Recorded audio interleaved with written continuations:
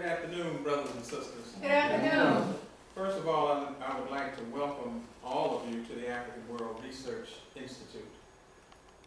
My name is Batu, Shakari, and I'm the founder and director of this educational institution.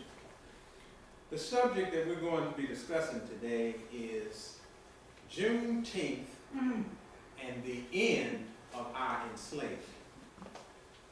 One of the biggest lies ever told. Let me begin by stating up front that this Juneteenth celebration nonsense serves to perpetuate one of the biggest lies ever told. And what is that lie? The lie that African people here in America were freed from slavery in 1865 or any other time since we were brought here to America in chains. We, as adults, have been lying to ourselves about our enslaved status generation after generation. And we continue to lie to our children so that they come to believe this damnable lie. And that's exactly what it is. A damnable lie.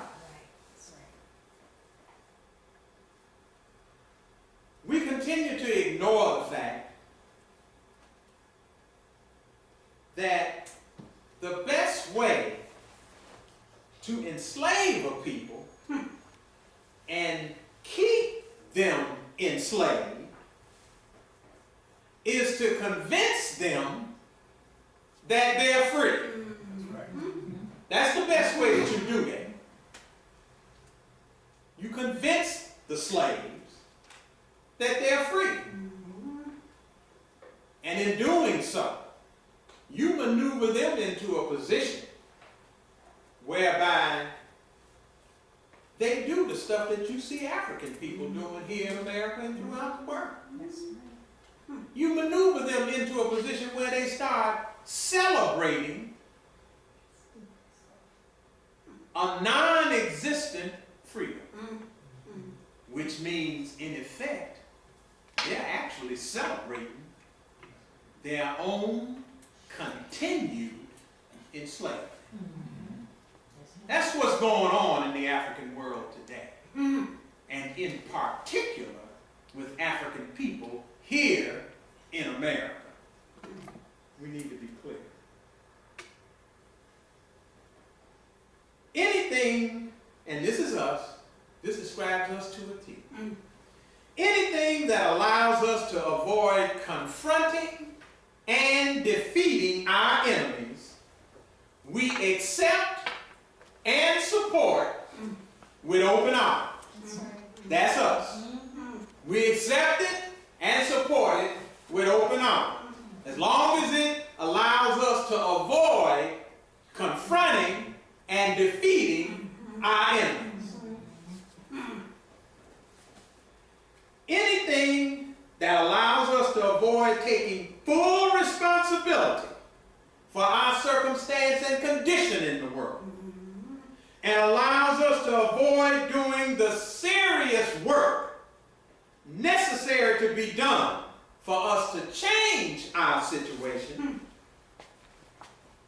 we endorse and promote with unbelievable enthusiasm and vigor. Just unbelievable how you see us flocking to these churches and mosques and temples, all these foreign spiritual institutions that have a proven track record of destroying us as a people. But because they teach us that we have to do nothing to get out of our circumstance and condition, we support these institutions vigorously and enthusiastically.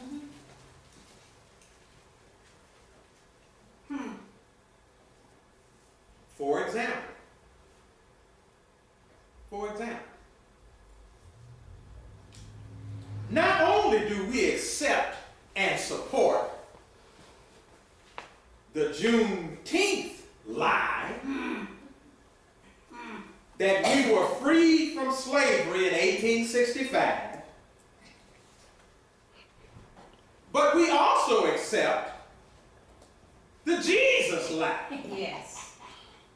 That Jesus, a fictitious character, come on now, a fictitious character created by our enemies, who died over 2,000 years ago, is our Lord and Savior, who will deliver us from our enemies.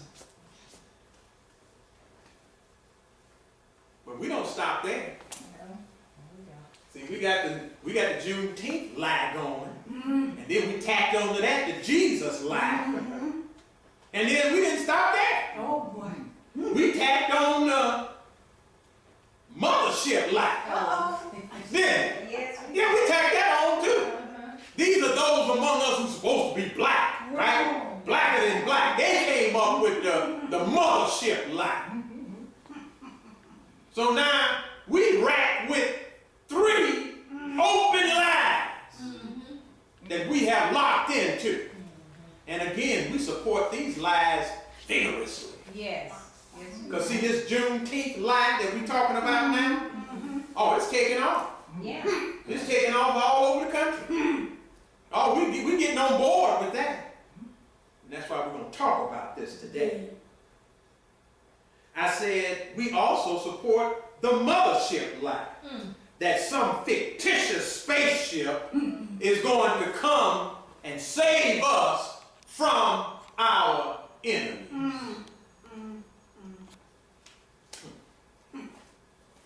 The list goes on and on. I just named 3 of the lies that we got going. But all of these lies have one thing in common. One thing in common. Even though all 3 of them are different lies, coming out of different venues, they all have one common denominator. And what might that be? They all seek to absolve us, African people, of any responsibility for solving our own problems in life through our own unified and intelligent action. That's what all 3 of the lies got going. And not just those 3 lies, all of the lies that we have embraced and that we follow and support. Right. That's right. All of them do the same thing. Teach us that we don't have to be responsible. Right. See, with the this Juneteenth lie, all you have to say is, we already free. I'm already free. Why do I have to fight for my freedom and we got freedom in 1865? Yeah. What kind of freedom I got to fight for?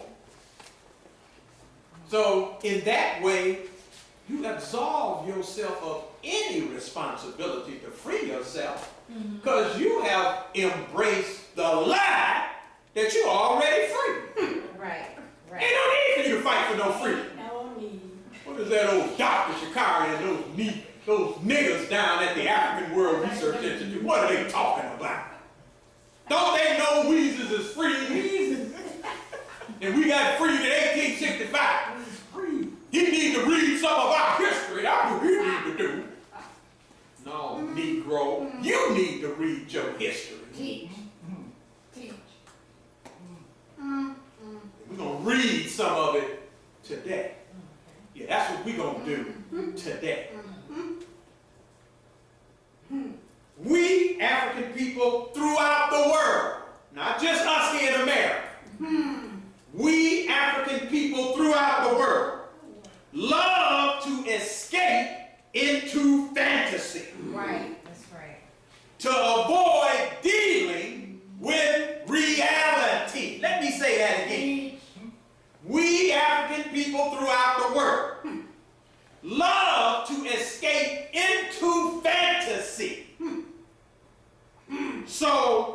can avoid dealing with reality.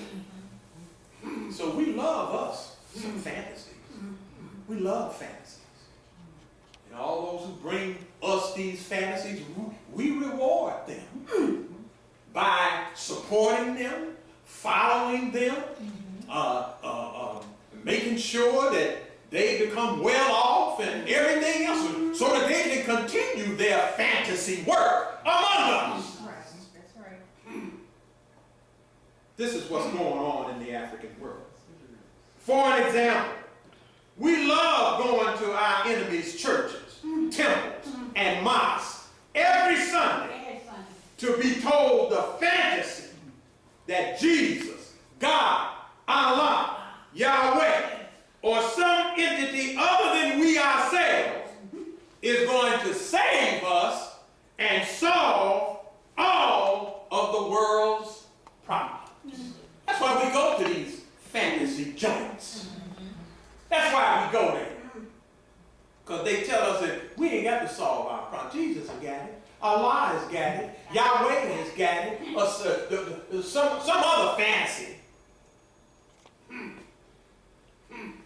And then, of course, we can always rely on the fantasy of the Juneteenth fantasy, right? We ain't slaves no way. So we ain't got to worry about that.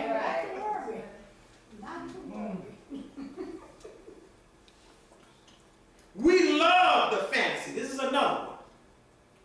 We love the fantasy of poisoning ourselves with our enemies' drugs and alcohol and escaping into a dreamlike state that disconnects us from reality and makes us feel like we're high. When in reality, these poisons have caused us to fall to the lowest of the low. That's what drugs and alcohol has done to the African world. It's dead in our brain. Right, that's right. That's why you see us walking around doing the stupid stuff that we do. A large part of it has to do with our incessant habit of poisoning ourselves. And this self-poisoning, I always point this out to our people. This self-poisoning, these drugs and alcohol that we're ingesting, are poisons that we pay for. Right, that's right. So see, don't get it twisted. Like the white man is poisoning us. Oh, no, you ain't. No. Come on now. How much did you pay for that bag of Reese? How much did you pay for that bar that you got downstairs in your basement? How much did you pay for that? He came and put that poison in your house on his own. Is that how that poison got in your basement? Is that how it got there? No, you bought that, didn't you? And let me add to that, you paid a hefty penny for it too, because self-poisoning is not cheap. Europeans don't sell us his poison. Listen to me. Listen to what I'm saying. Europeans do not sell us his poison for cheap. That's right. That means he makes you and I pay him a hefty penny for us to poison ourselves. That's what's going on in the African world.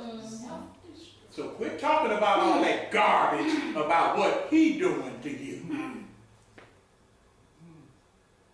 And we clear. He's doing more than his share of damage to the African world. There's no question about that.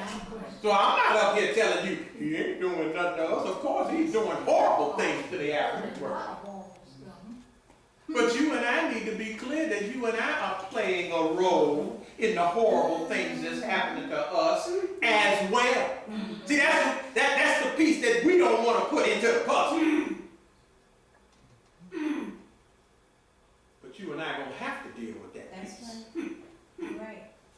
Because our circumstance and condition in the world necessitates that we deal with that piece. That we deal with the reality of the role that we are playing in bringing about our own global destruction. And drugs and alcohol is a major part of it. Yes. Yes, it is. These foreign enemy religious institutions that we go to every Sunday. And some of us all during the week as well. Exactly. Those institutions are playing a major role in the global destruction of the African world that we see unfolding right before our eyes.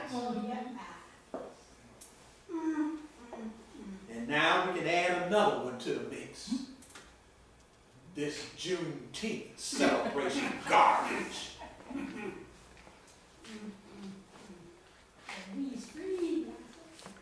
We keep ignoring the fact that fantasy, hear me well on this, we keep ignoring the fact that fantasy is a deadly trap that places a nation of people into a position whereby they can be easily dominated, controlled, and destroyed That's right. by other nations. See, that's what fantasy does for you. I know you think it's a fantasy and it's making you feel good, so what could be wrong with that? I'm feeling good. I'm feeling okay up here in the clouds. I done smoked all the reefer I could find. I done snorted up with all the coke that I could get my nose on, and I done drank all the alcohol that I could find. I'm not just up here, but what could be wrong with this? Well, what's wrong with it? It has put you into a fantasy state.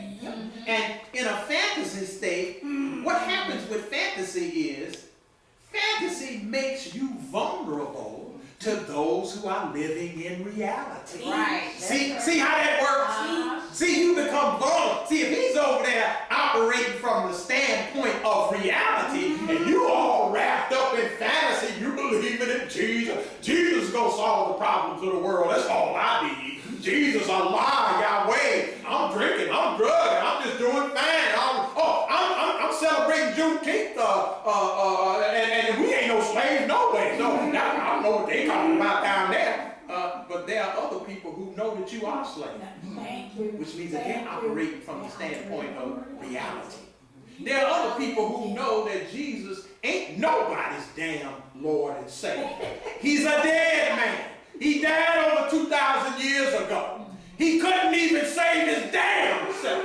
What makes you think he's going to save you? You are fool. And our enemies know it. Right. And they know you living in a fantasy. And that puts them at an advantage over you.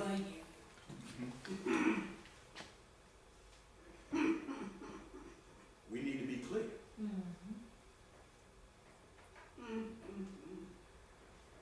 The Juneteenth celebration is a fantasy. Right. Right. Be clear about that. If you don't get anything else out of this presentation, be clear about that. The Juneteenth celebration is a fantasy. That's what it is. And what did I just say? All fantasies put you at a disadvantage to those who are operating from the standpoint of reality. Right. That's right. So see, now you at a disadvantage because they know the reality of your circumstance and condition in life. They know that you and I are their slave. Yes. Yes, Oh, they do. let me throw this in there too. And they treat you accordingly. Right. In case you ain't figured that part out. Oh, Yeah. they treat you accordingly. Accordingly. Yeah, they do. The Juneteenth celebration is a fantasy. A fantasy born of a damnable lie. Did you hear me? A damnable lie. Not just no simple lie. Not just no harmless lie. Okay, they told us fear. No, this ain't no fear of nothing. This is a damnable lie. A lie that not only serves to mislead us, and see, this is what makes it a damnable lie. This lie not only serves to mislead us as a people, but it ultimately is deadly. It is ultimately deadly. That's what makes it a damnable life. This ain't no simple life. You know, one of those little small ones. I told a little white lie. That's all I did. This ain't no little damn white lie. And most of the white lies that I know of ain't none of them little. I don't know where you got that from. Where you get this from, a little white lie? All the lies that Europeans have told in the world have been whoppers. I mean whoppers too. And white. Lies that have brought about the total destruction of entire civilizations and cultures. You sitting around here talking about a little white lie? Where did you get that crap from?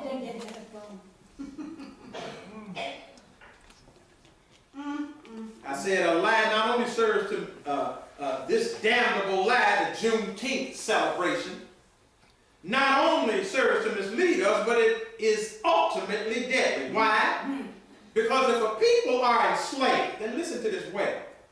If a people are enslaved and they believe themselves to be free, it means they will not be doing the things necessary to be done to free themselves.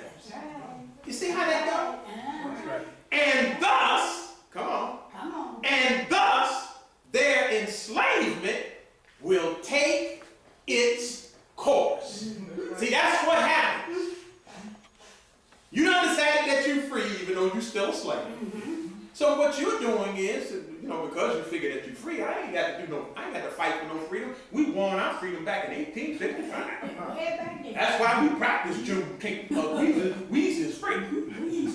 So that means you're not going to be doing what's necessary to be done to free yourself. Not at all.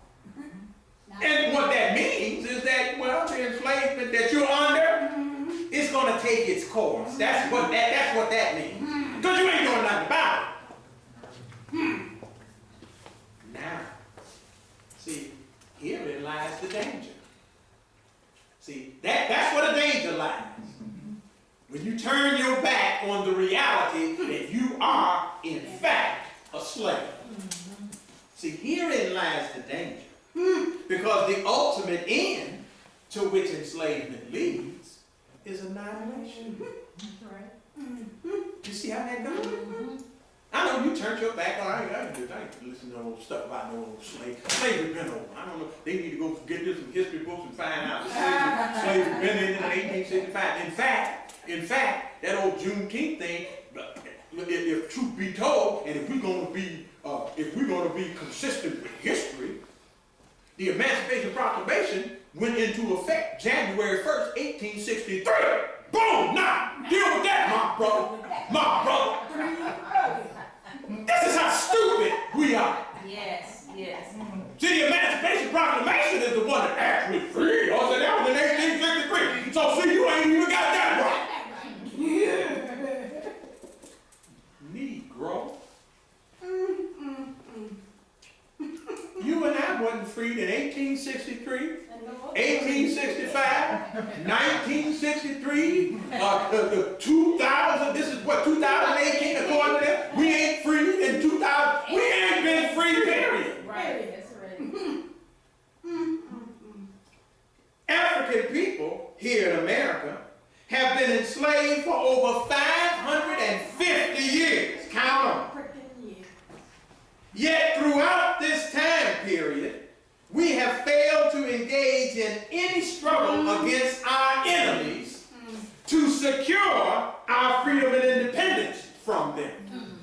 Come on now. Instead, let me tell you what we've been doing for the 550 years that we've been under their domination and control.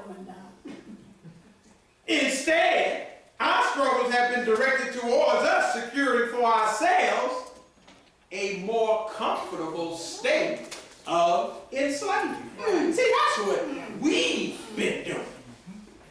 Oh yeah, that's the page we've been on. How can we make ourselves more comfortable around here? What can we do to make things better for us around here? Not better in the sense of removing yourself from their dominance. No, that ain't what we're trying to do at all. We're trying to get them to treat us fair, treat us right, or as they say, do right by us. What slave master in their right mind is going to do right by their slave when it don't serve their interest to do so? Why would I do that? We need to be clear. We have been making a fatal mistake, and that is a fatal mistake. Right.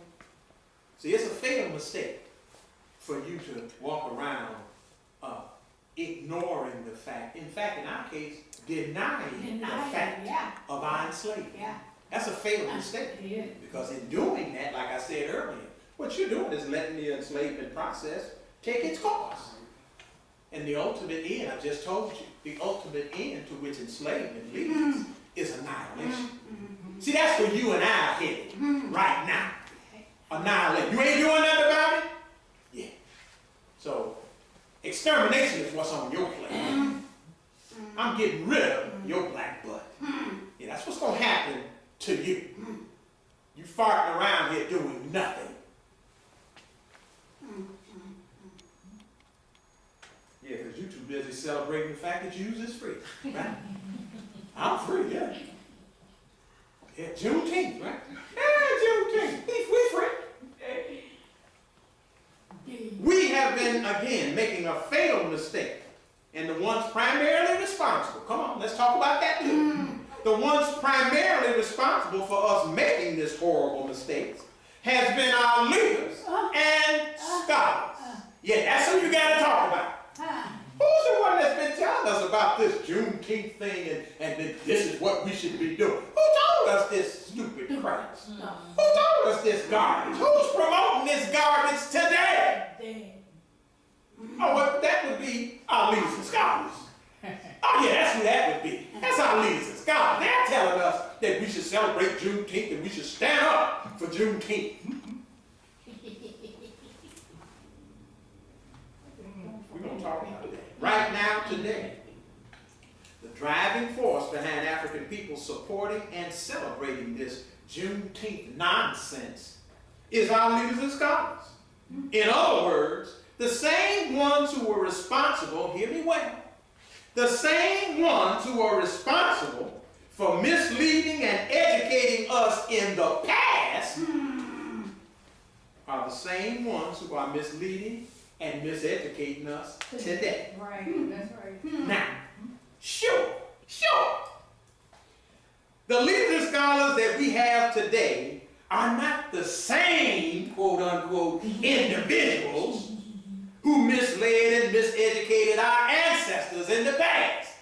That's common sense, right? Because those leaders and scholars been gone. They been died, right? Yeah, so we know they been gone, been dead.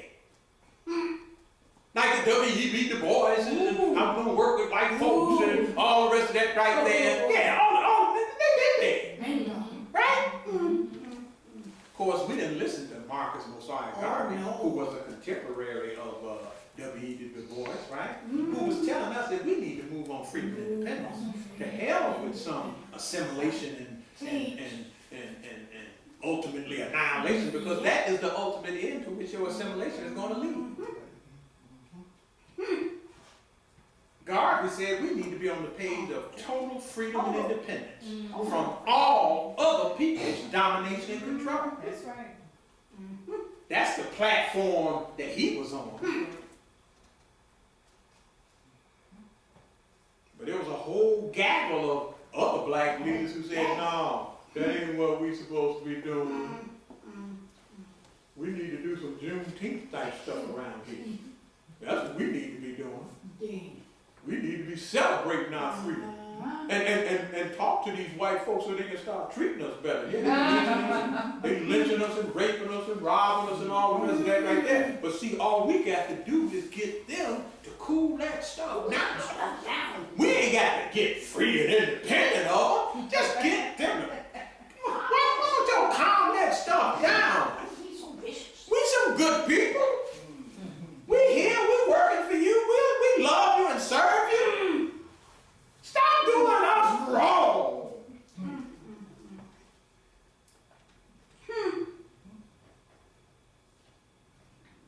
said you're barking up the wrong tree. That's right. Now, again, sure, the leaders and scholars who we have today are not the same individuals who've misled and miseducated our ancestors in the past. But they are of the same mindset. So the ones that we got today, who's living, breathing, and educating us today, yeah, they are of the same mindset as the ones who was telling us to kiss the behinds of our enemies back in the past. And they told our ancestors that. And how we should work on becoming more comfortable slaves. Right?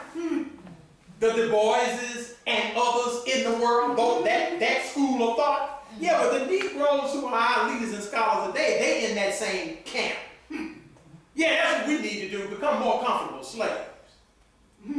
All this talk about freedom and independence. Too much work.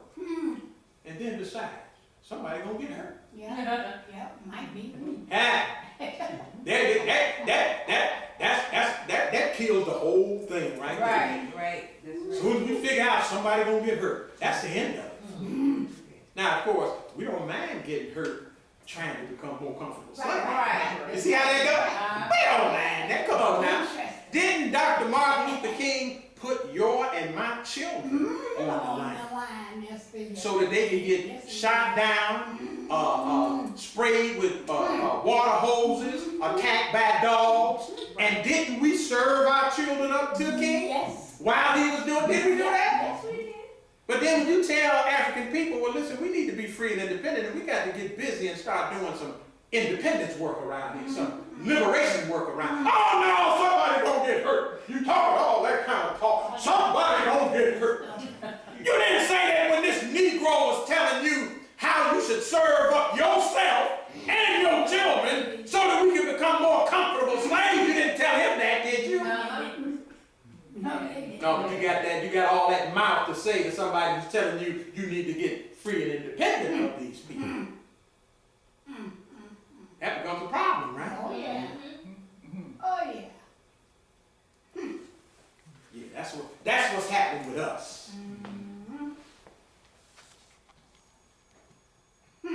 I said they are the same mindset, these Negroes who are our so-called leaders and scholars today. And therefore, their instructions are the same and are consequently producing the same negative outcomes for our people today.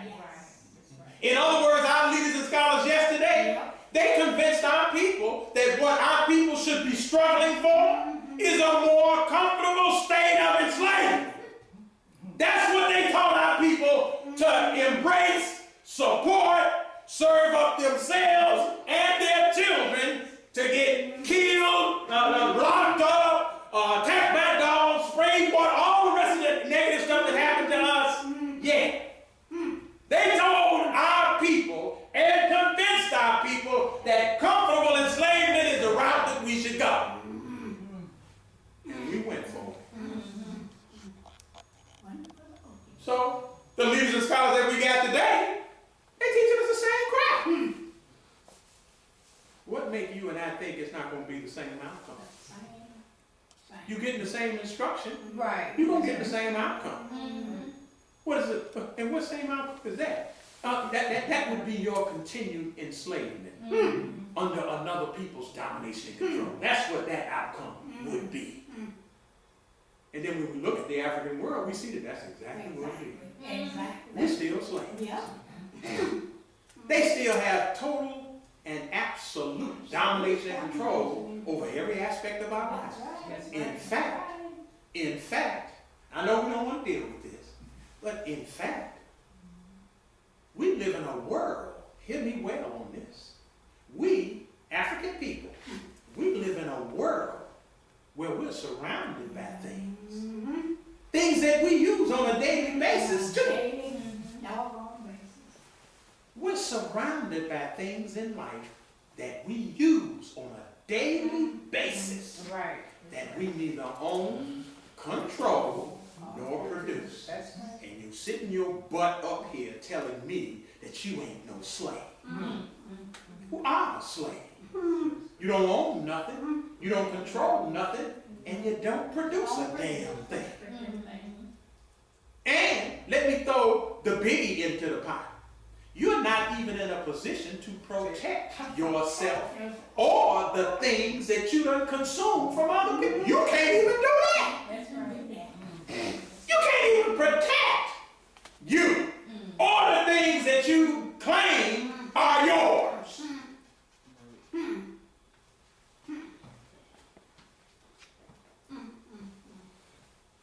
And again, we're sitting around here talking about we ain't slaves. Yes, you are. Definitely. A fool can see that you a slave. Which means that if you can't see it, it means you less than a damn fool. That's what that means.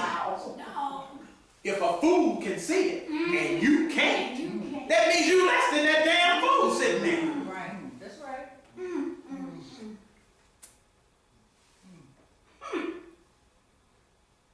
Here, I would like to share with you all some downloaded information that I got from a website going by the name Juneteenth.com.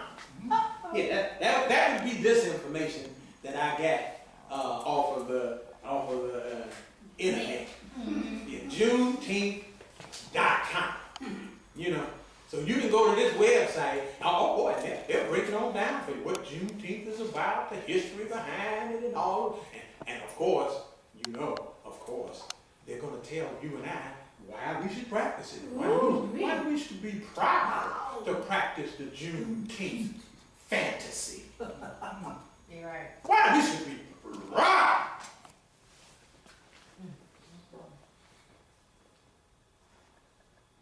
This information is listed under the title History of Juneteenth. History.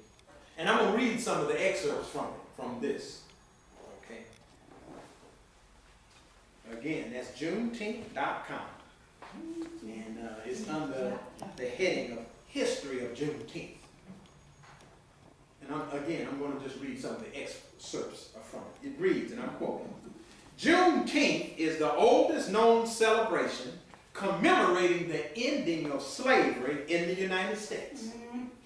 Dating back to 1865, it was on June 19th that the Union soldiers, led by Major General Gordon Granger, landed at Galveston, Texas, with the news that the war had ended and that the enslaved were now free. Oh boy. Now come on, Dr. Shakari. You mean to tell me that ain't grounds for us to celebrate? That ain't grounds for us to celebrate. He came in with the army and he said that the war is over and all the slaves is free. That's what he said.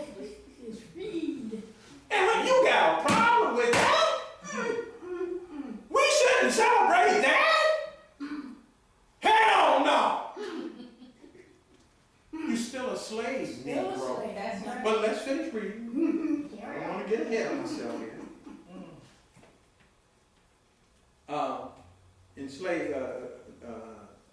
And that the enslaved were now free. Note that this was 2.5 years after President Lincoln's Emancipation Proclamation, which had become official, get that, official, January 1st, 1863. The Emancipation Proclamation had little impact on the Texans due to the minimal number of Union troops to enforce the new executive order. However, with the surrender of General Lee in April of 1865 and the arrival of General Granger's regiment, the forces were finally strong enough to influence and overcome the resistance. Okay? They came in with their military, and they came in and told the Texans, hey, listen, y'all got to comply with Lincoln's executive order that all of this slave stuff is over. One of General Granger's first order of business was to read the people of Texas General Order Number 3.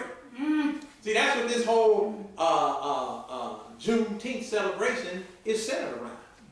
It's centered around this right here, General Order Number 3, which began, this is a quote, which began most significantly with, and this is a quote, the people of Texas are informed. This was General Granger reading this to the people of Texas, letting them know about what the deal is and what the law of the land is.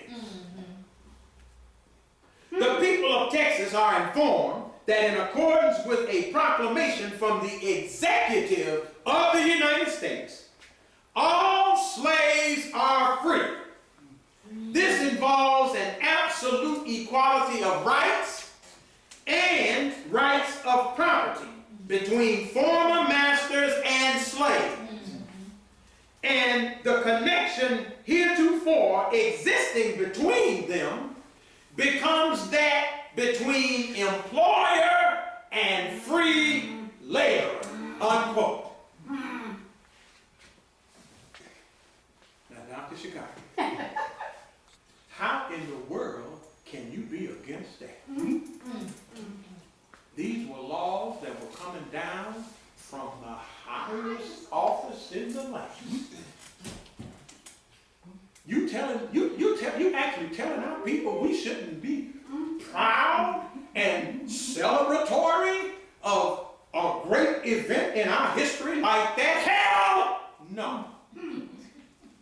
That's exactly what I'm saying. Hell no. But why not? Let's read. Why not? History bears witness that we failed for this con game, hook, line, and sinker. History bears witness that we failed for it. Hook, line, and sinker. We was hooping and hollering, hey, slavery is over. Oh, we got the African dance, boy, we was dancing, ooh, woo, we was dancing and everything.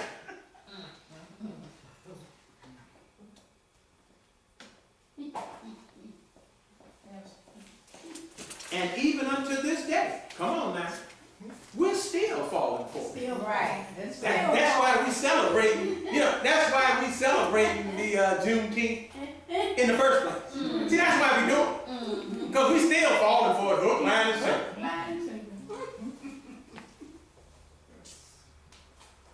Then, as in now, we completely ignored the fact that our enemies, that what our enemies did, let me read that again. Then, as in now, we completely ignored the fact that what our enemies did was simply make us free on paper, right. while keeping us enslaved in fact. Right. That's all I did. That's all I did. Yeah. I free your black butt on paper, and I keep you a slave in fact. That's how you do that. See, you can do stuff like that with a stupid people. Exactly. People who are not thinking, or people who have leaders and scholars who are not leaders and scholars at all. That's how you can do that to a people. They ain't got no leaders or scholars that's worth crap. Otherwise, their leaders and scholars would have alerted them to the fact that, no, this is nothing. This ain't no freedom. This ain't no independence. This is garbage. Real stanky garbage. See, what Europeans did, signing the executive order and all from Lincoln and this free slaves and reading all the, reading what they call it, General Order Number 3 and all the rest of that. See, what that is this is nothing more than kindergarten con game stuff. See, this is kindergarten con game stuff. Okay. Be clear about that. This ain't no highfalutin, highly sophisticated, you really have to do some deep thinking to figure. That ain't none of that. No, it's not. That's some bare bones, basic garden variety, kindergarten level con game stuff. That's what you're talking about. I tell you that you're free on paper, I keep you enslaved in fact. In the story. Yeah. In other words, I just tell you that you're free. A fool can see that you ain't. I control every aspect of your life, don't I? What has changed in terms of your relationship to me? I'm talking about as a black slave versus a white slave master. What has changed relative to your relationship to me? Nothing has changed. I'm still on top and you still on the bottom. I still control every aspect of your life. You still control nothing. Nothing. The only thing that has actually changed, is now I done turned the tables on you. How so, Dr. Shakari? How so? They just gave us our freedom. How did they turn some tables on us? What are you talking about here? Well, see, prior to me doing all of this con game stuff, right? Many of you all were at least resistant to the idea of you being under somebody else's domination and control, right? Right. At least you were resisting. Y'all wasn't doing no serious movement or anything, but at least you all were. You all didn't agree with, this is not right. This is really wrong. What's going on here? At least you were there. I eliminated that. Because I told you the Jews is free. So there ain't no need for you to be all upset and up in arms and all this, because I gave you freedom. So now what you mad at now? Oh, okay, I get it. You mad at your living conditions and I had you living in squalor and you can't get a job and all the rest of that. Well, I tell you what, we have an employment agency right up the road here. It's right on Tobacco Road over here. Yeah, Tobacco Road, 236 West Tobacco Road. And all you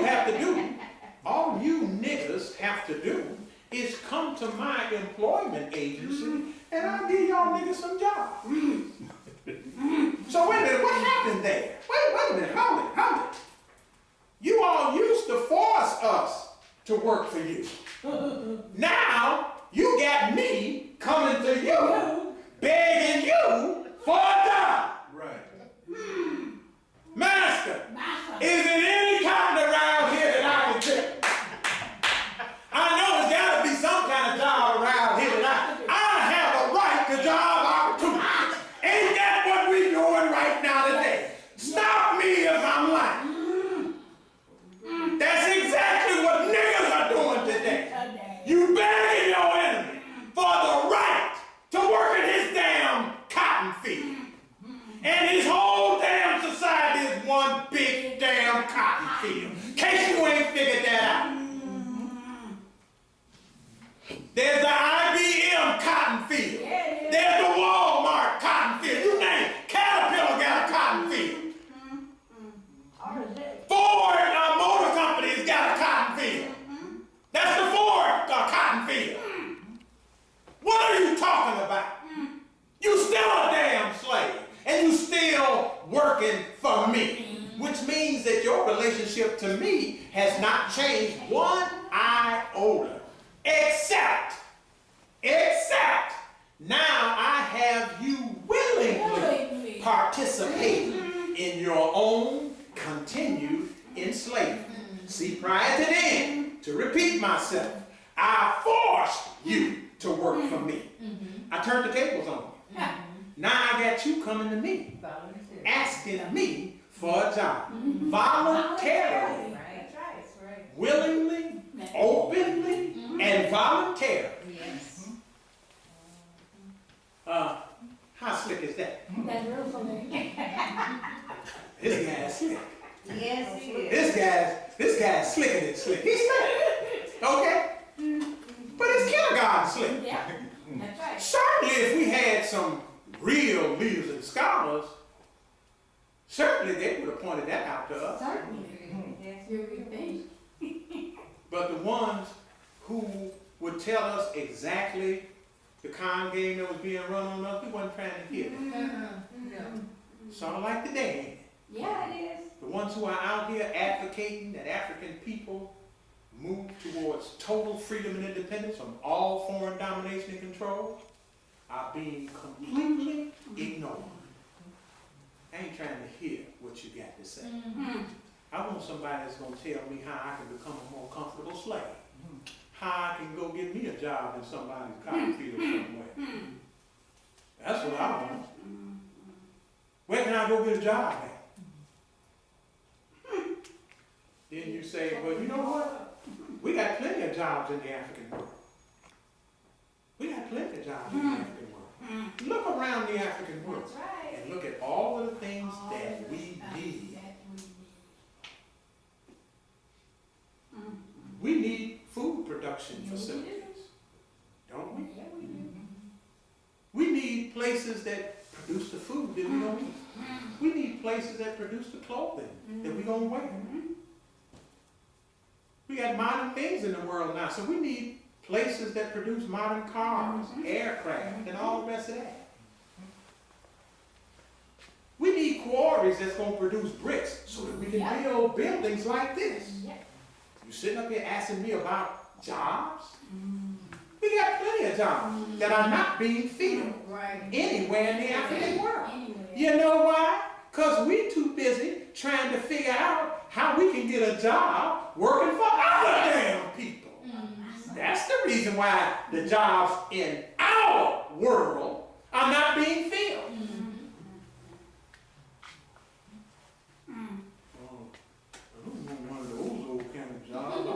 I want a job that's going to get you some money. Okay. That's us. Some of his money in particular. That's what I want. You talk about all those jobs. What am I going to get for that? Well, how about freedom and independence from their domination and control? How about that? Is that sufficient enough pay for you? You will no longer be under their total domination and control. They'll no longer be able to treat you the way they treat you. They won't be able to rape, rob, murder, kidnap, enslave, and commit open genocide against you if you start fulfilling the jobs that's needed in the African world. We need those who are fully invested. You and I, African people, we need to become fully invested in self-love, self-unification, self-governance, self-provision. And self-provision speaks for itself. That means I'm going to produce everything that I use in life, from earth to finished product. That means independent production. Underscore that. Independent producers of everything that we use in life, from earth to finished product. You got to produce it. Now you're talking. If you ain't doing that, you ain't no producer. Oh yeah, don't get this in your brain that, okay, well, we're going to become producers, but we're going to go and buy the machines that we need to make these things that he's talking about we need. So we're going to go buy a shoe-making machine, and then we'll make shoes like that. Now, are you satisfied, Dr. Shakari? Hell no, I'm not satisfied. Where did you get that damn machine from? Did you produce it? Did you produce it? Well, then you ain't no damn producer. Well, what we're going to do is we're going to go and buy us a machine and we can make some guns. See, we're going to make a gun, we're going to have a gun making machine, we'll buy it, and then we'll make, okay, are you satisfied now? No. If it ain't your damn machine, ain't nobody satisfied that you going to somebody else to get their damn machine, and now you making some stuff, and you call yourself a producer now. If you didn't make the machine that produced the product, then that means you're not the producer of it. Thank you. You only become a producer when you produce that product from earth to finished product. And that means you also have to produce whatever machine you use to produce the product. Let me give you a reality check in case you ain't figured out what I'm talking about. The overwhelming majority of the things that we use in life today are machine produced. Machine produced. Machine produced.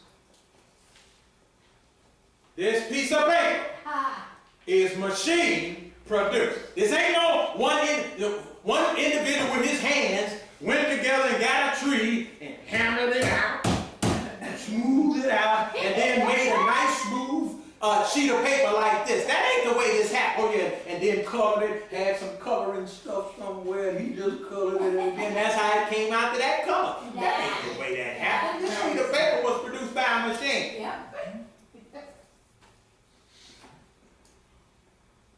Oh, goodness. This. This. It's a little mask that you put on if it's soot or dirt, or maybe if you're in a hospital and somebody's on isolation or something, you have one of these. This thing right here is not hand produced. It's a little steel thingy inside of here that actually goes on top of your nose. It's produced by machine too. So that means a machine produced this. A machine produced this piece of paper. A machine produced this ink pen. Ain't no individual, ain't no hand went and made this deal. An individual hand came in. That ain't the way it got made. This podium that I'm standing at is machine produced. This watch that I got on that I'm telling time with was produced by a machine. So if you are not what does that mean in practical terms? The cars that we ride around in, that wasn't produced by no hand, so don't forget it. Don't get it in your brain. Somebody was out there just hammering away and hammering it in, and then when they got through, you got that brand new Lexus standing outside there. That was handmade, but that ain't the way that was made. How was it made? Machine, right? So if you are not a producer of machines, then you're not a producer of the products that come from the machine. Are you? No. Can't be.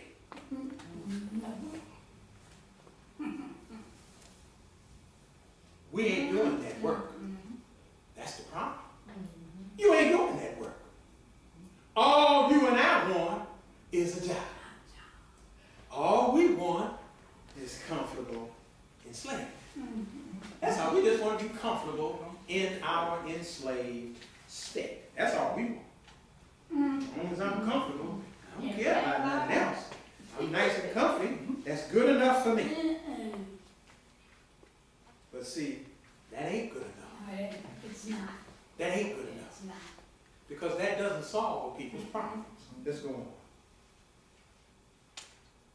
We refuse to face the reality that Europeans, and this is related to what I read earlier about the laws and the Emancipation Proclamation and this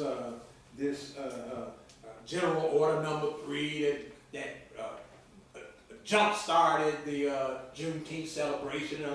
This European red, it ain't no more slavery and all the rest of that. Right? We refuse to face the bitter reality that Europeans write their laws, interpret their laws, enforce their laws, and change their laws as they see fit.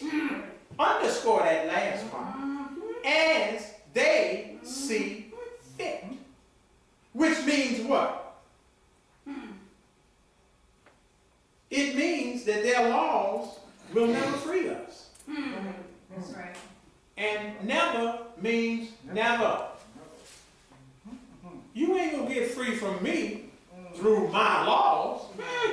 And I write them, I interpret them, I enforce them, and I change them as I see fit. And you actually sitting up here with your stupid butt waiting on me to write some laws that's going to free you. Right. You sit up there actually waiting on me to write some laws that you can hang your hat on and then say, see, ours is supposed to be free. And there's the laws right there. You wrote them. Ignoramus, what's wrong with you?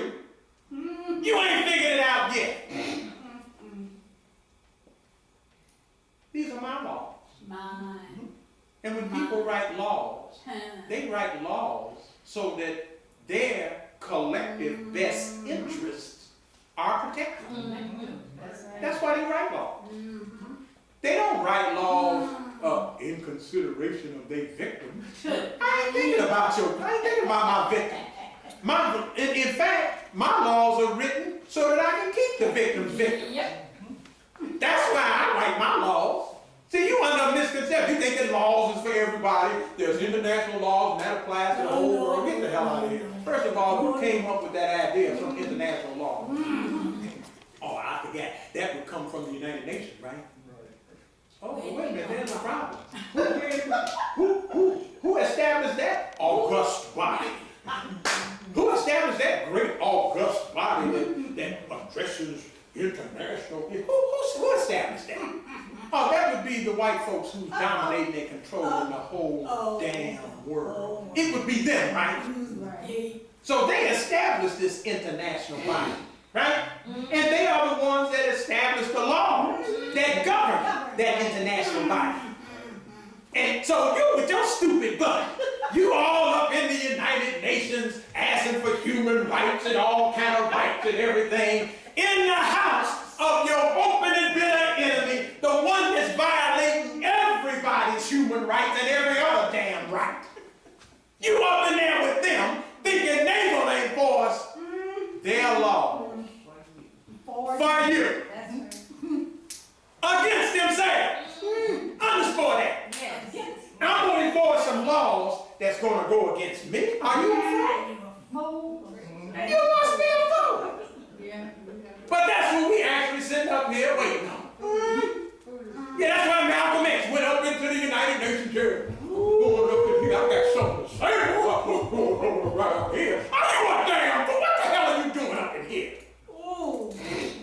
You think we're going to address your issue? Wait a minute, let me get this straight. You actually believe that I don't know what I'm doing here? You actually You actually believe that? You actually believe that I'm not clear how I'm violating the whole world? So that's why you up in here demanding some human rights. That's why your old black ass is up in my face talking about your rights. You got some damn human rights. You got nothing, Negro, until you gain power. Right. That's the point at which you gain rights. Because if you ain't got no power, you have nothing except what I permit you to have. You see how that goes? Yeah. That's the real deal about how life operates.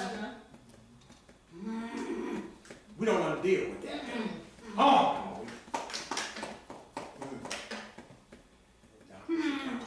Messes up everything. Freedom and independence is not something that can be legislated into existence with the simple stroke of a pen. We need to be clear about that. Yes.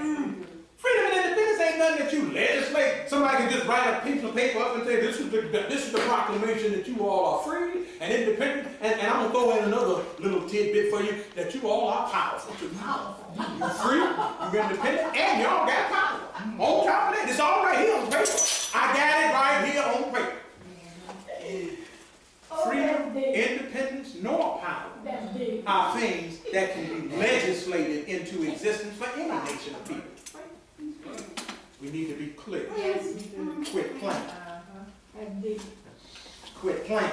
Quit playing with yourself. Again, freedom and independence is not something that can be legislated into existence with the simple stroke of a pen.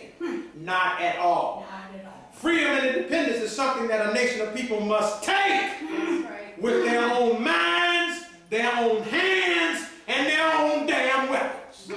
Right. That's how you gotta take it. You want it? Oh, that's what you gotta get busy What with. you gotta do. That's what you gotta do.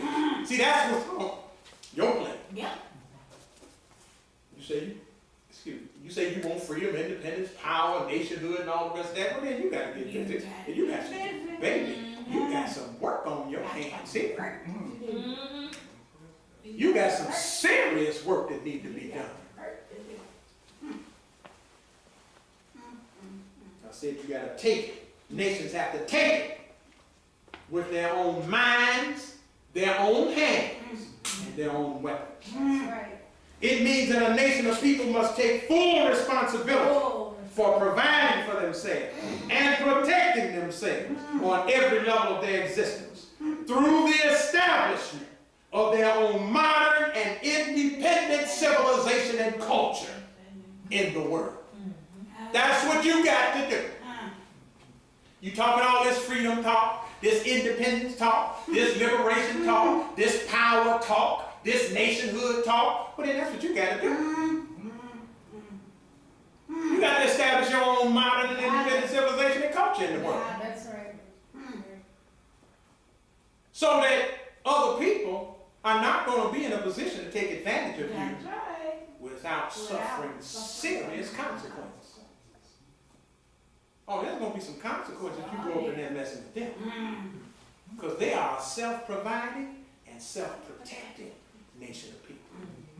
And that self-provision and self-protection is backed up with self-love, self-unification, and self-governance.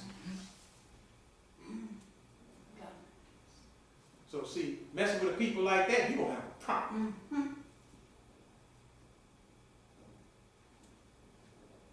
We don't want to do that work.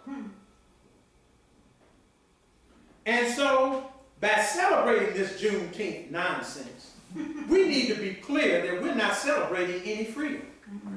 What we're celebrating is our continued enslavement. Right. That's what we do. Our enemies have run a con game on us. And our leaders and scholars are promoting and supporting. Right. That's right. And see, that's a huge problem. Yes. Your leaders and scholars are the ones that support and promote the very thing that's keeping you enslaved. Let's deal with this. There is an excellent book on slavery that this institution, the African World Research Institute, highly recommends for all African people here in America and throughout the world. Read. Yeah. We highly recommend that this book be read by every African man, woman, and child on this earth. It's just that powerful. If you want to know about slavery and how it operates and how it works, read this book right here. Advice Among Masters. The Ideal in Slave Management in the Old South is written by James O. Breeden. Actually, he's the editor of this work because he didn't write the material that's in here. What he did was he copied the material that was written. The material that was written itself was written by European slave owners. That's who wrote the book. He just amassed all of their writings and put it together in this book and entitled it Advice Among Masters, because that's exactly what it was. It was Europeans advising each other on how to manage their slaves and bring them to a perfect state of submission and dependence. Perfect dependence. That's what this book is all about. So, I want to read just some of the excerpts from the book, right quick. and again, these come from the book, of all the motives which influence the intercourse between men, interest is certainly the strongest. Meaning what? When men operate in the world, what they look at is what is in my best interest. Meaning me and my people. Right. That's right. That's how real men operate in the world. They operate based on interest. So that means if they're operating based on interest, and you're operating based on morals, or you're operating based on what Islam says, or what Christianity says, what Jesus said. So this guy over here is operating on his interest. Right. What's in my best interest? You, on the other hand, you operate on Jesus, Allah, Yahweh, some foreign enemy book that's done taught you something about something. So you paying no attention to what's in your collective best interest. Well, what that means is on the world stage, as they say on the street, you're going to get ganked. Gang. They're going to gank your butt. Why? Because they know you a fool. You a fool. You up in here on the international stage negotiating, but you're negotiating based on what somebody else wrote in their book, some foreign enemy book. What Jesus said, what God said, what Allah said, what Yahweh said, what Moses said, Abraham said, and all the rest of that right there. You're a fool. When Europeans operate on the international stage, they look out strictly for what's in their best interest. Yes. To hell with what's right, to hell with what's wrong. I don't care what's right or wrong. I'm looking out for what's in the best interest of my people. That's what he looks at. You and I need to be clear and start looking out for our collective best interest. Come out of these damn foreign enemy books. Thinking that we're going to communicate with other people based on what we learned in their books. No. Europeans, this is how they operate. Let me show you how Europeans operate. They'll put some stuff in their books, and they'll tell you that this is what we're operating from.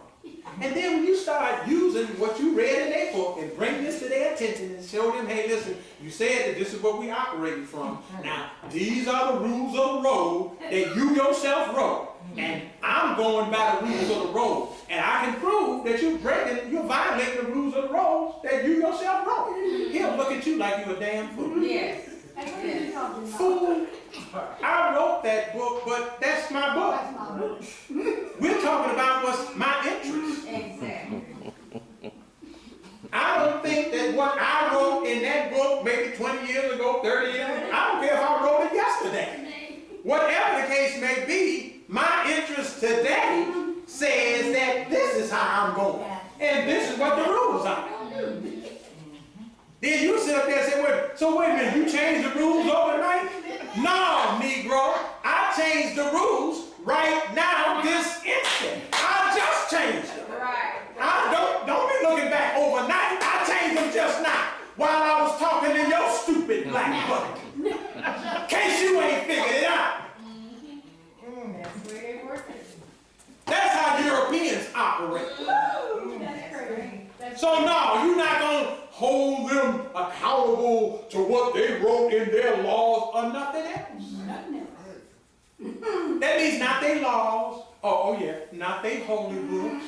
I know you thought you could bam them over the head with their holy book. You violated Jesus. Jesus said, see, I got Jesus on my side.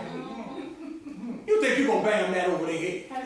And that's the same thing with the Islam's, the Arabs' Islam.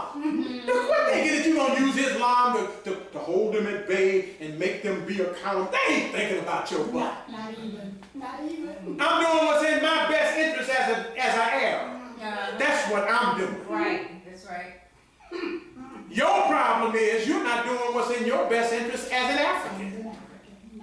In fact, the fact that you believe that you're a Muslim like me lets me know you don't even know your damn interest. Otherwise, you wouldn't be a practitioner of my damn religion. That's right. That's right. That's what Europeans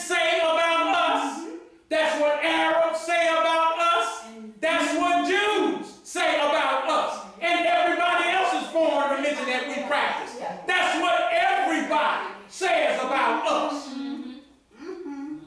What, Negro? You ain't got your own spiritual orientation that was left for you by your ancestors? What's up with that? We need to be clear. We need to be clear. Here's another quote. The master may well pride himself on a practical philanthropy. You know, giving away stuff to people, being a do-gooder for other people. Yeah, that's what philanthropy is. I'm just a do-gooder. I see people in need and I just help them out. Right? This is what this European is saying. Listen closely to what this guy is saying. Listen. The master may well pride himself on a practical philanthropy. Underscore that practical. So even they do-gooder stuff has some strings attached. Right. It's based on practicality. So see, I'm not just giving you just for the goodness of my heart. No, I got some practical things in mind. There are some goals that I'm trying to achieve, like giving you these care packages and coming to help you out in your society. Oh yeah, giving you loans that you think is really helping you in your country. Right? I know you think that those are good things that I'm doing. Because it's money, man. Come on, man. Now wait a minute, Dr. Shakari. You trying to tell me that all this money that we getting over here ain't no good thing? That's money. Look at all the stuff. We can build stuff and well, it ain't actually us building it because they bring the stuff over here. But still, we can buy it and then it exists in our society, our civilization, right? Look at all these modern cities that we got. We got cars riding around in the modern cities and everything. Go to Nigeria, go to Ghana, go to Kenya. All these, they got big cities there. All the rest of that, like, see, all that comes from this money that we get. And you're sitting there saying that's a bad thing. Then you just got to telling us about modernization. Now we done achieved modernization, and you got a problem with that. What's wrong with you? You ain't achieved no modernization, Negro, and every damn thing that makes you modern you got from somebody else. What the hell are you talking about? You're still in a primitive state. That's right. Because you don't own, control, and produce the things that has caused you to achieve a state of so-called modernization. So get the hell out of here. Talking about you modern. You living in a damn stone age. And other nations know it. Right, that's right. And they have no problem with giving you their money. We say that here at the Institute all the time, and we've been saying it for the past 22 years. Europeans have no problem with giving you and I their money. That's right. I don't care nothing about giving you my money. It's my money. I own it, I control it, I produce it, and I assign value to it. Whatever you do with my money, I know one thing is going to ultimately come back to me because it's my money. You can't do nothing with my money but give it right back to the one who damn produced it. You ain't figured that out yet either. So what I care about you having my money? What I care about is you developing the love, loyalty, unity, organization, knowledge, skills, sciences, technologies, courage, discipline, common direction, and common goals among yourselves so that you can own, control, and produce everything that you use in life. Right, that's right. That's what I'm concerned with. And I know that as long as you begging up behind my money, like a male dog sniffing up behind a female dog's behind. As long as you doing that, he know you ain't got no power. That's right. That's right. He know it. Because you're too damn busy begging to have any power. Powerful people, let me give you a reality check in case you ain't figured this out yet either. Powerful people don't beg nobody. They don't beg nobody. I don't beg nobody. Either I make it myself or I take it. Okay. Did you hear what I just said? I either make it or I take it. That's how it goes. I don't beg nobody for nothing. Right. That's why they have power. Hello. And most of the time, powerful people, because they have power, all they got to do is ask their victims for it. Yep. That's all. And the victims give it up. You see how that goes? See, power is a bad mamma jamma. It is. Oh yeah, It is. oh yeah. Don't underestimate power. Power is rough. That's why Europeans don't give up power lightly. Oh no. You want some power? You're gonna have to fight for it, and you're gonna have to win it in battle. Yep. And I ain't talking no word battle. Nope. Back and forth Nope. with them. Debate. This is gonna be an intellectual struggle. Oh, it's gonna be a spiritual struggle. How can it come from here? The spirit of the Lord within. That's what we think. We think it's gonna be a battle like that. No. Ain't nobody thinking about your black butt. That ain't no damn power. Where's your Army, Navy, Air Force, Marines, Special Forces? Where's your weapons production facility? And those weapons are up to snuff with the weapons that I have back here. Where's your self-love? I see you walking around with my name. I don't have to worry about those self-love issues, do I? No, I ain't have to worry about that because you wouldn't be walking around with my damn name and at the same time talking about how much you love yourself. I know you lying, but you're lying to you. You ain't lying to me. I know that there's no self-love there. But I egg you on and say, you know what? You all are really black and really doing some strong, powerful stuff around here. John? Oh yeah, and you too, Barry? You all are really some black, conscious people, and you all are somebody that we should respect. Don't you all agree? Don't to his white brothers and sisters. Don't you all agree? Yes, Alderman, yes, we agree that you all are the creme de la creme of blackness around here. You all are truly black. Truly. That's what they'll do to you. Why? Because I know I'm dealing with a damn fool. That's why. And you always encourage a fool in their foolishness. That's always. You always encourage them in their foolishness. We need to be clear. Yes, we do.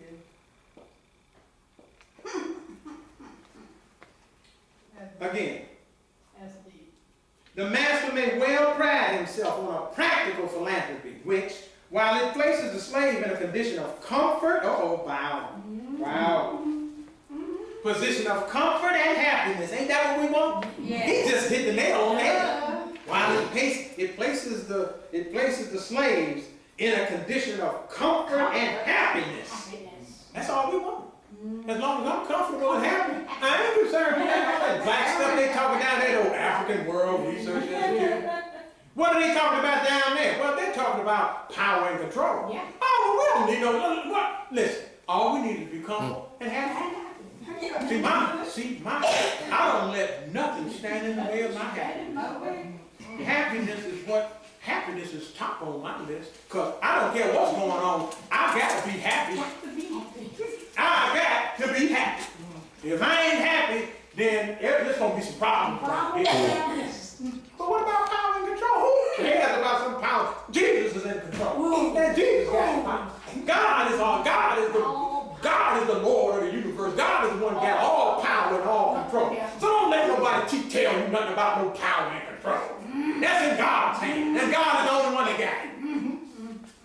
But wait a minute. This white boy got all kind of power and control. He's dominating, controlling us, controlling our lives, controlling every aspect, everything. He's feeding us, housing us, clothing us, doing what the hell he want to do in the world, taking people's land, destroying their civilization and culture. That's power. Oh, well, that's because the devil is in the world, and the devil is there, and that's all that is, and Jesus is coming back anyway, he gonna solve all of that. So you don't even have to worry about that. See how you go? See what we're talking about? Insanity. Europeans' concentration, don't get it twisted, is two things. We say it here at the Institute all the time. Power and control. Right. Not no comfort and happiness. And you know why they don't concentrate on comfort and happiness? Because they know if I have power and control, I'm going to have comfort and happiness. I'm going to be comfortable. I'm going to be damn comfortable and damn happy when I got power and control. Now I'm going to have all of that and some. In fact, I'm going to enjoy maximum comfort maximum happiness because I got power and I got control. You, on the other hand, you ain't going to have no comfort or happiness. You're going to be uncomfortable and unhappy. Why? Because you're relying on me to supply you with the things that make you happy and comfortable. See?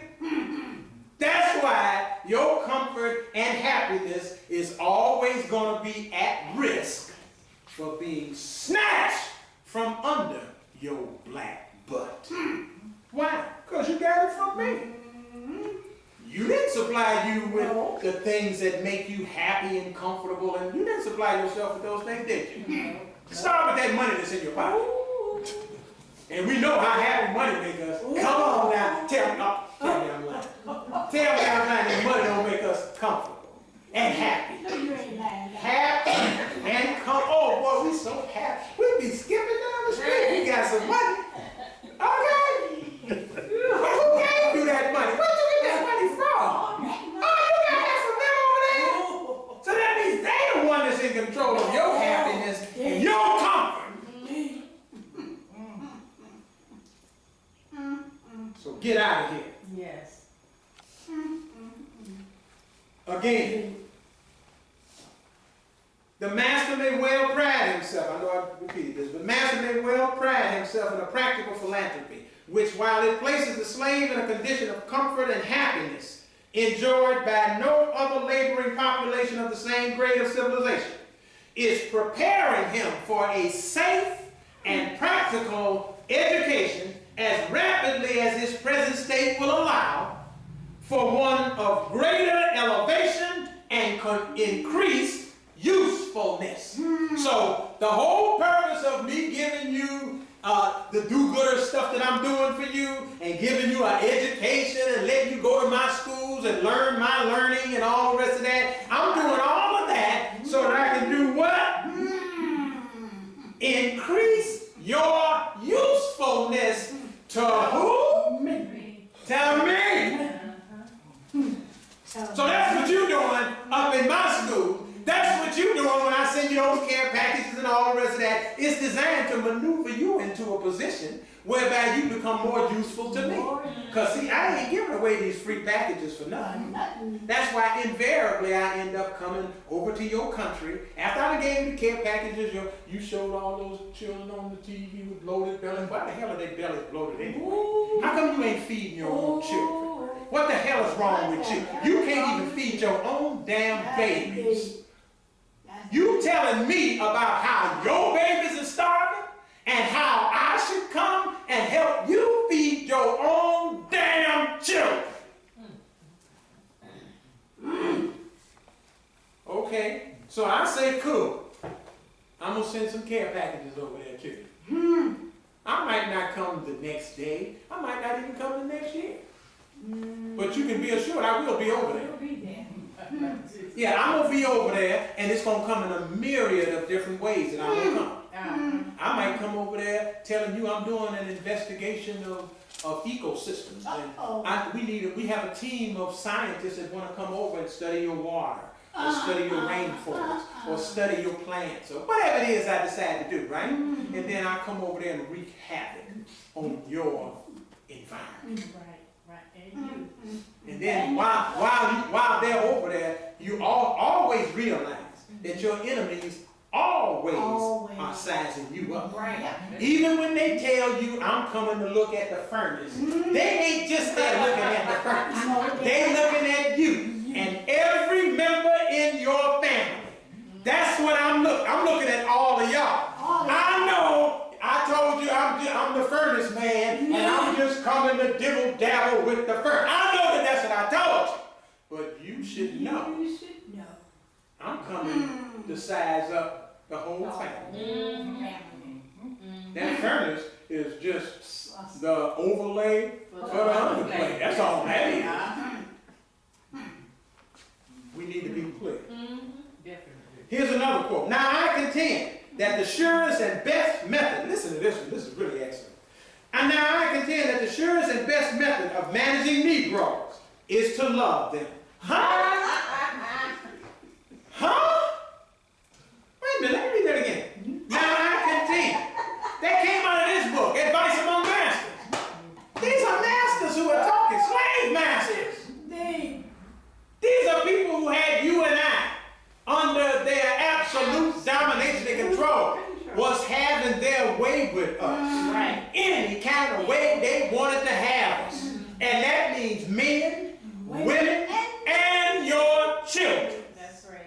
means he saw your daughter over there. It didn't matter if she was just 8 or 9 years old. She got big legs. She's looking good to him. I'm going to have her tonight. That's all it is, too. And the little boy, too. Yeah, because I like little boys. I like little girls. I like all of them. That's how they go. But he just got through saying love. Well, let me read that again. Now, I contend that the surest and best method of managing slaves is to love them. We know, now listen how analytical these Europeans are. These people are scientific. Don't get it twisted. Don't get it twisted.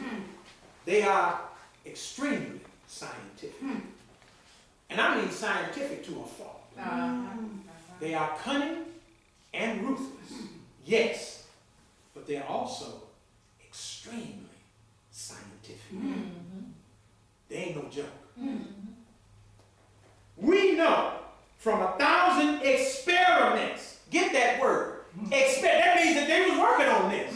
It didn't just come to them overnight, oh, this is what I think. No. They started experimenting with this whole idea of loving your victim. See? What's going to happen if I love these people? I got to experiment on them. I know I got them enslaved. I'm beating them, I'm raping them, I'm robbing them. I done took them from a whole other continent and brought them over here. But what's going to happen if I love them? Or at least give the impression that I love them. That's right. I hate they damn guts. Okay? But they're so gullible that you can tell them that you love them and then show them little things like maybe pat them on the head, something, pat them on the back, something, good job, Joe, or something, yeah, Sally, that was a wonderful thing that you did. Whatever. That is, just, you can convince them that you love them, right? Sure you can. He said, we know from 1,000 experiments that if we love our horse, we will treat him well. And if we treat him well, he will become gentle, docile, and obedient. Boom! There you got it. There you got it. That's right. That's where love comes in at. Okay. It is in your interest to convince your slaves that you love them. Right. That's deep. That you love them. That's in your collective best interest. So that's why you tell them that we all Americans and we should love each other. We should work together, be together, and fight together, and you should be willing to die for your country. Your country. Your country. But you control it. You own, control, and produce everything. I don't own, control, or produce nothing. Well, you here in the country, and I told you I love you. And I told you it's your country. And everybody knows it's all about love, right? Everybody know that. Well, everybody should know it, but I'm teaching it to everybody. Well, European slave, if you teach it, it's something that everybody should embrace. And how dare you question? How dare you? Right. That's right. Massive deception. I said, they will become gentle, docile, and obedient. He will be none the worse horse by this treatment. And we know the same course pursued has produced the same effect upon sheep, cattle, dogs, the lion, the elephant, birds, fish, and upon the white and black, male and female servants. And if this treatment has this effect upon all the animals in creation on which it has been tried, why will it not have the same effect upon slaves? Did you get that? This guy is telling you, we experimented on this. We showed them love. Gave them the impression that we loved them. What did he say? He says, let your slaves see and feel of a truth that you are his friend in word and deed. And he will as certainly be your friend and do your service as God lives. Unquote. Do you see how that goes? Yeah. So if you love him, that's just like loving a horse. If you love the horse and you always rubbing his nose and coming out giving him hay in your hand, don't just throw it on the ground because see, that ain't showing love. You got to come up to the horse and rub his head and feed him in his hand. Well, he gonna get real nice lovey-dovey with you. And even though he's your slave, you every morning you get a great big old saddle and throw it over his back. And then you riding his back all through the woods and every place, everywhere you want, you riding this horse. You actually making a fool out of the damn horse. But the reality is, you done showed the horse some love, right? And the horse actually likes the idea. He comes over time, the horse will even come right there by the gate, because he knows you done been saddling him up all the time, and he likes the idea of riding you, and then you pat a little, rub his head while you up on top of him too, like white folks do us, right? Oh yeah, while they beating our damn asses. All they gotta do is pat us on the head, and we okay with it. Okay.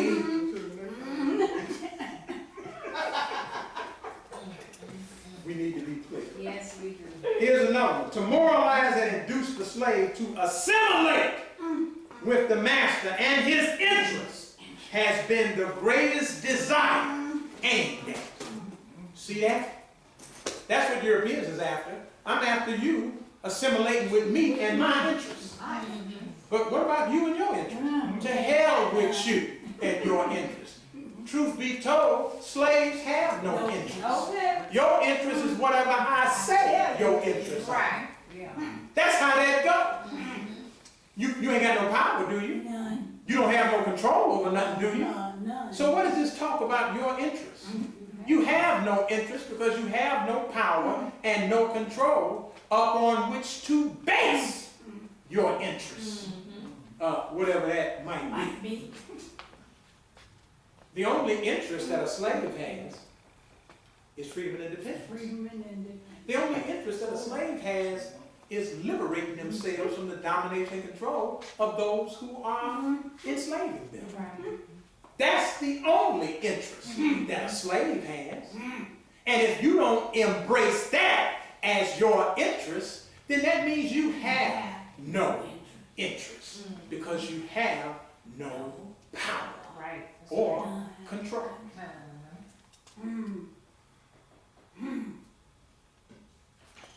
Here's another one, right quick. How shall the minds of the slaves be operated upon so as to instill in them correct principles of action?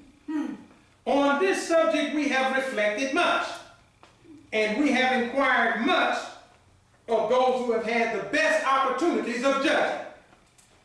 And the result is that we are confirmed more strongly than ever in the opinion we have long entertained, that the best way to operate upon their minds, and this is the slaves' minds, the best way to operate upon their minds is through religious truth. So there you get it. He's telling you straight in your face. The way I'm going to gank your black butt and maneuver you into a position of being the perfect victim for me is through religion. Yeah, that's how I'm going to get your butt. Because I know in those religious institutions, it's going to teach you to love your enemy. Turn the other cheek. Forgive those who spitefully misuse you. That's what going to teach you. This religion is going to teach you that God is the only one that should mete out punishment to other people. You ain't in no position to punish nobody. In fact, your righteousness is nothing but a filthy rag in the eyes of the Lord. Who are you to judge? You are not nobody's judge of anything. Nothing. But you sit there in front of the TV every damn day, looking at Judge Greg Mathers, judge this, judge that. You see all kind of judges all over the damn place. And you sit your black butt there and watch it. But then you go to church and the church tells you that you shouldn't judge nobody. Right. You see how stupid is that? And you're trying to tell me that African people are a sane people? Come on now. Our captivity has driven us insane. That's right. That's right. Insane. And we say it here at the Institute all the time, and that insanity is reflected in our thought, behavior, appearance, and belief. Another quote. I have ever maintained the doctrine that my Negroes have no time whatsoever, that they are always liable to my call without questioning for a moment the propriety of it. And I adhere to this on the grounds of expediency and right. As far as they're concerned, it is right what they're doing to African people. So don't get it twisted that somehow they're on a guilt trip about what they're doing to Africans, what they did to the Indians, what they did to the people in Tasmania. Don't go on no trip thinking that they sorry or they feel bad. Not a thing. No. As far as they're concerned, that's the right thing to do. And what do they base that type of reasoning on? Well, they already told you through all of their literature. They base it on one simple premise. They base it on one simple premise. If the stuff that I'm doing to you is all that wrong, then why aren't you stopping me? Why aren't you doing what's necessary to be done to stop me? If what I'm doing is so wrong. Now, if I don't see you doing what's necessary to be done to stop me from doing the quote-unquote wrong things that I'm doing to you, to hell with you. That is the European position, in case you ain't figured that out. If I'm all that wrong, do what's necessary to be done to stop me. If you don't do that, shut the hell up and sit your ass down somewhere and take the beating, the killing, the imprisonment, or whatever else I decide to do to you. Because you ain't got nothing coming. He goes on. The very security of the plantation requires that a general and uniform control over the people of it should be exercised. See, that's another thing. As far as Europeans are concerned, to keep people under domination and control, you have to lay down law and you have to enforce stuff around here. We ain't figured that out yet. I mean, we ain't figured that out even with our own people. You got many of our people who will take the position, I ain't doing that. Yeah. Even though what you're telling them is in the collective best interest of us as a people. Right. I ain't doing that. No, I'm not doing that. See, Europeans don't let anyone tell them that you ain't doing that. No. Ain't no, you ain't nothing. You tell me I ain't doing that, I'm all in your head. Real good. And then you gonna do it. Right. And if you still persist that you ain't gonna do it, I'm taking you out. That's how they go. That's how Europeans get things done. Right. That's right. Again, we ain't figured that out yet. We still playing. Yes. We are. To render, here he goes again, to render this part of the rule justly applicable, however, it would be necessary that such a settled arrangement should exist on the plantation as to make it unnecessary for a Negro to leave it, or to have good plea for so doing. You must, hear this part, you must, he's talking about the slave masters now. You must, we, white folks, slave masters, that's who he's talking to. You must, therefore, make him, the slave, as comfortable at home as possible. There go that word again, comfort. We still ain't figured it out. That comfort is actually a weapon of war. It is. We ain't figured that out though yet. We think that comfort equals gains that we've made. Certainly we have made gains. Look at all the comfortable things. We got cars and homes and all of it. We got all kind of stuff. Look at money in the man. I got so much. I got a bankroll so big I can choke a horse. That's what we got. That's what we talking about. We nice, comfortable slaves. He's telling you here, comfort is a weapon of war. We need to be clear. Let me say it again. You must, therefore, make him, the slave, as comfortable at home as possible, affording him what is essentially necessary for his happiness. You must provide for him yourself And by that means creating him a habit of perfect dependence on you. That says it all. Yeah. So I'm going to create a perfect habit of dependence on me. In you. I'm going to make that perfect dependence evolve, develop, and mature in you. So that means now whenever you need anything, guess who you're going to come to? Big Daddy. That's who you coming to. You coming to Big Daddy. Why? Because Big Daddy got everything. Right. You ain't got squat. You ain't got squat. I made sure of that. That's what he said. There it is right there. Here we are given clear instructions by our enemies on what the keys are that they are using to keep us in our enslaved state in the modern day world. What are those keys? Keeping us as comfortable as possible and creating in us a habit of perfect dependence on them for all of our wants and needs in life. You see how they go? That's how I create that perfect state of dependence. This is how modern day slavery is being carried out against the entire African world by the European world. And it will remain a foolproof method of keeping us enslaved until we break the chains of our pathological desire for comfortable enslavement and our equally pathological dependence on Europeans to supply us with all of the things that we use in life. See, ain't none of this going to change until we stop those two things. We got to put an end to our desire to be comfortable slaves. And we got to put an end to our pathological dependence on other people to supply us with the things we use in life. You got to put an end to that. This book, Advice Among Masters, that would be this book right here that I flashed earlier. This book is the European manual that laid the foundation for modern day slavery. In other words, it is the European world's operating manual for keeping African people firmly under their domination and control without the use of physical whips or chains. That's right. And it's been working like a charm for almost 200 years. Count them, almost 200 years, since 1819.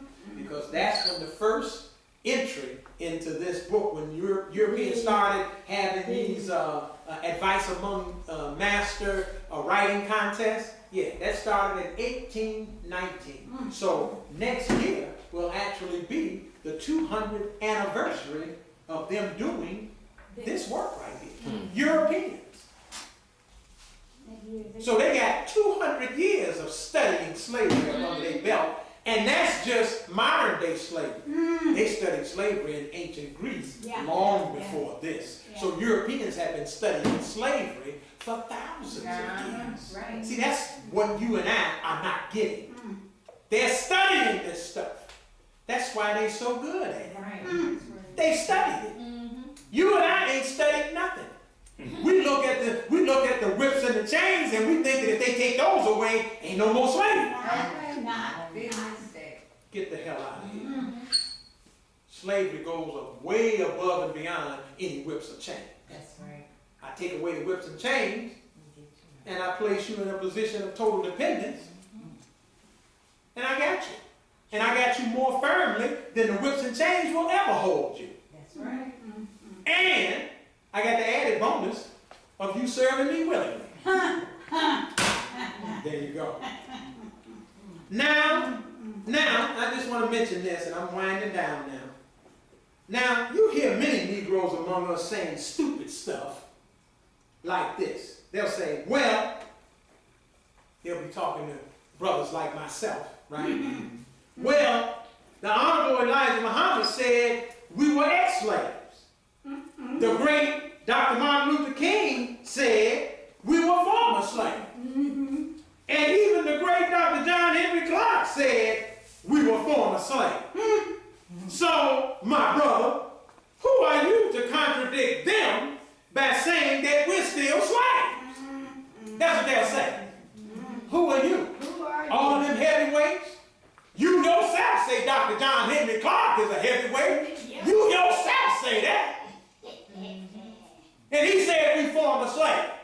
So who are you to come behind him, as great as he was, and say that we still slaves? He didn't come to that conclusion. Well, let's look at that. Let's look at that. The answer is simple. The open and obvious reality that African people are totally dependent upon Europeans for all of our wants and needs in life, and that Europeans control every aspect of our lives, proves, did you hear what I just said? Proves that all of these individuals that I just named, as great as they were dead wrong in their assessment that we were any ex-slaves or former slaves. They were dead wrong. And I don't give a crap how great they were. They were dead wrong. And you and I need to be clear about that. Slavery for African people has never ended, nowhere in the world, wherever we may exist upon this earth. And this remains true even unto this day. In fact, our enslavement today has escalated into open genocide. In other words, slavery is not the central problem facing the African world today. It's genocide. That's it. Genocide being the deliberate and systematic destruction of a nation of people by another nation of people.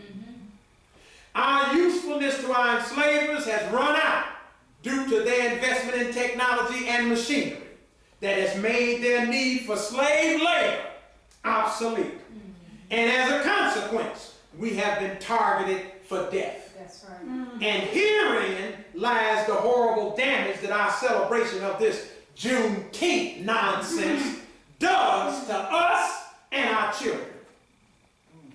That's the damage that we're talking about, the horrible damage. In other words, it causes us to ignore the reality that we're in a death trap. That's what it does. Celebrating this Juneteenth nonsense is causing us to ignore the reality that we're in a death trap. You and I don't need to be celebrating no freedom, nothing.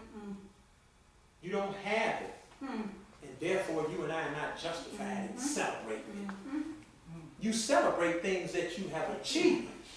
You don't celebrate anything that you have not achieved. That's right. We need to be clear. We must change the deadly problem that we're creating for ourselves by promoting a celebration of our freedom that does not exist. African people are not free.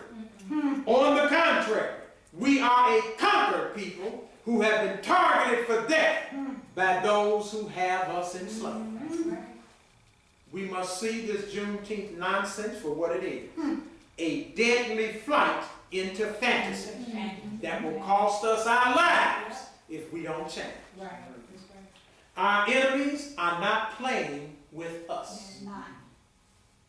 And we need to stop playing. That's right. Let me say that again. And I'm going to end it on this note.